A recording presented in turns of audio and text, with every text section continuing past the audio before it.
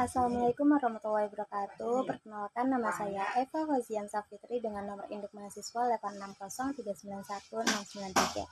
Saya merupakan mahasiswa Universitas Terbuka, Fakultas Keguruan dan Ilmu Pendidikan, program studi PGSD. Halo teman-teman semua dan Bapak Ibu dosen, pada kesempatan kali ini saya akan mempresentasikan mengenai peran filsafat ilmu dalam ilmu pendidikan. Topik ini sangat penting dipahami karena filsafat ilmu dan ilmu pendidikan memiliki hubungan yang saling memengaruhi dan tidak dapat dipisahkan. Soal pertama, bagaimana filsafat ilmu mengamati dan memperkuat eksistensi keilmiahan serta nilai-nilai dalam ilmu pendidikan? Filsafat ilmu memiliki peran penting dalam memahami dan memperkuat pendidikan sebagai suatu ilmu. Pertama, dari sisi eksistensi, filsafat ilmu membantu menjelaskan hakikat pendidikan. Filsafat ilmu mengkaji pertanyaan mendasar seperti apa itu pendidikan, mengapa pendidikan penting, apa tujuan pendidikan, dan bagaimana peran guru serta peserta didik. Dengan adanya kajian tersebut, pendidikan memiliki dasar dan arah yang jelas untuk membentuk manusia yang berpengetahuan, berkarakter, dan mampu hidup bermasyarakat. Kedua, dari sisi keilmiahan, filsafat dapat membantu ilmu pendidikan sebagai ilmu yang sistematis dan dapat dipertanggungjawabkan. Pendidikan tidak hanya dilakukan berdasarkan kebiasaan atau pengalaman pribadi, tetapi juga berdasarkan teori penelitian, observasi, dan metode ilmiah. Misalnya, guru menggunakan hasil penelitian pendidikan untuk memilih metode pembelajaran yang sesuai dengan kebutuhan siswa. Dengan demikian, pendidikan berkembang secara ilmiah dan lebih efektif. Yang ketiga, dari sisi nilai-nilai. Filsafat ilmu menegaskan bahwa pendidikan tidak hanya berfokus pada aspek akademik, tetapi juga moral, etika, karakter, dan kemanusiaan. Pendidikan bertujuan membentuk peserta didik yang memiliki sikap disiplin, tanggung jawab, kerjasama, serta rasa hormat terhadap sesama. Oleh karena itu, filsafat ilmu membantu memastikan bahwa pendidikan tetap memiliki nilai dan manfaat bagi kehidupan manusia. Nomor 2. Bagaimana pendidikan yang bermakna dan bernilai turut memperkuat perkembangan filsafat ilmu? Baik, hubungan antara filsafat ilmu dan pendidikan bersifat timbal balik. Artinya, bukan hanya filsafat ilmu yang memperkuat pendidikan, tetapi pendidikan juga memperkuat perkembangan filsafat ilmu. Pendidikan yang bermakna dan bernilai adalah pendidikan yang tidak hanya mengutamakan hasil belajar berupa angka atau nilai, tetapi juga memberikan pengalaman belajar yang berguna dalam kehidupan sehari-hari. Pendidikan yang baik membantu siswa berpikir kritis, kreatif, mampu bekerja sama, dan menyelesaikan masalah. Ketika pendidikan menghadapi tantangan baru seperti perkembangan teknologi, perubahan karakter peserta didik, atau perubahan kebutuhan masyarakat, muncul pertanyaan-pertanyaan baru mengenai tujuan pendidikan, metode pembelajaran, dan peran guru. Pertanyaan tersebut kemudian dikaji melalui filsafat ilmu untuk mencari solusi yang lebih tepat. Sebagai contoh, perkembangan teknologi digital mendorong dunia pendidikan untuk memikirkan kembali cara pembelajaran yang lebih efektif di era modern. Dari sinilah, filsafat ilmu berkembang dengan menyesuaikan konsep-konsep pendidikan terhadap kebutuhan zaman. Soal ketiga, mengapa filsafat ilmu disebut sebagai pisau analisis dalam membedah persoalan pendidikan? Filsafat ilmu sering disebut sebagai pisau analisis karena berfungsi untuk mengkaji dan membedah berbagai persoalan pendidikan secara mendalam. Dalam filsafat ilmu terdapat 3 landasan utama, yaitu ontologi, epistemologi, dan aksiologi.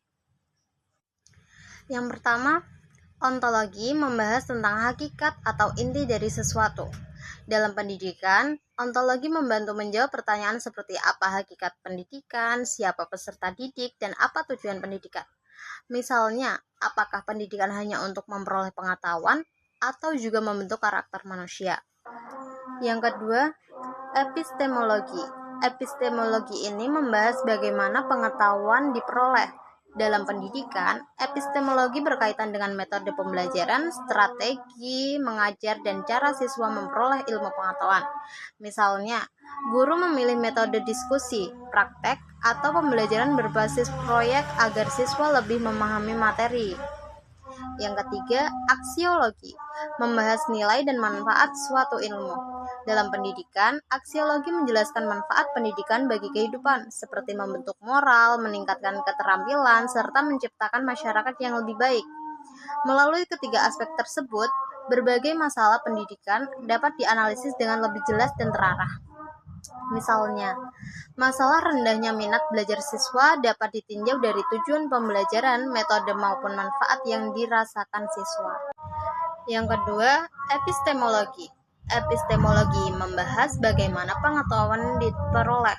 Dalam pendidikan, epistemologi berkaitan dengan metode pembelajaran, strategi mengajar, dan cara siswa memperoleh ilmu pengetahuan. Misalnya, guru memilih metode diskusi, praktek, atau pembelajaran berbasis proyek agar siswa lebih memahami materi.